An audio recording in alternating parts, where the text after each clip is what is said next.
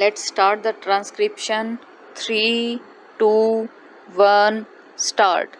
During the last general elections, the government found, on careful consideration, that it would not have been possible to provide such facilities without rousing criticism of unfairness and partiality from one group or the other. However, after the elections, the government has given careful thought to the matter. Practices prevailing in other democratic countries have also been studied and compared. It is well to remember that examples of other countries that can be cited in this behalf are not uniform and are based on conditions which differ radically in many important respects from country to country. The practical aspect of the question has also great importance. The area of the country, the form of government, federal or unitary, and the number of parties involved are all factors which have been kept in mind by various countries in taking a decision. In USA, where broadcasting is run by private enterprise, though certain principles of equal opportunity have been laid down by the Federal Communications Commission, in practice it is a rare occurrence because time has to be purchased and a great deal of bickering and dissatisfaction always exist. In Great Britain, only since war opportunities have been provided for a few elections broadcast, the allotment of time being subject to the strength of the parties and other practical considerations.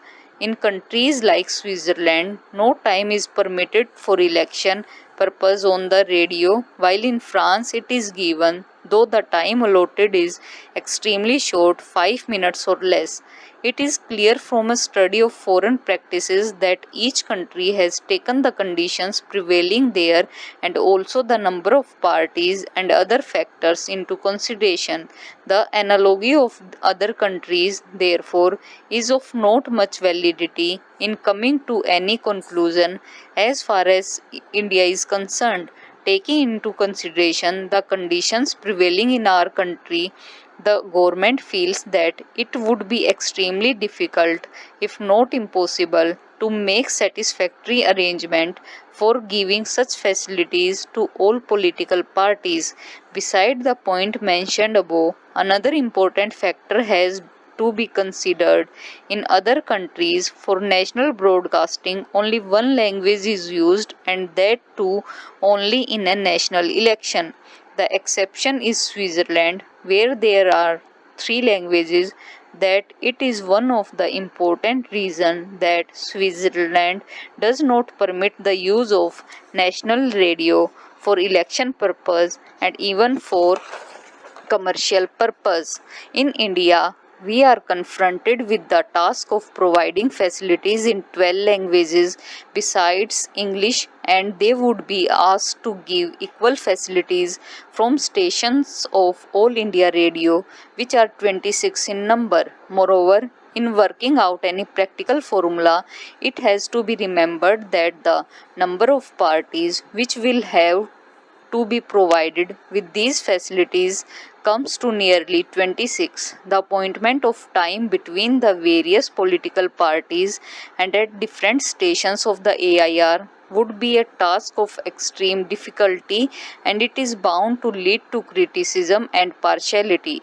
The determination of the principle of purposes of allocation of time will also lead to much controversy. Language stations of regional centers of AIR might have to cater to a large number of parties and provide them with time for broadcast in at least 2 to 3 languages and sometimes more.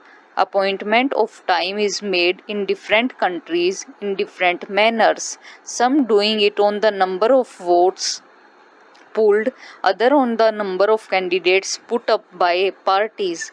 We feel that any such apportionment would result in recriminations and criticism of government.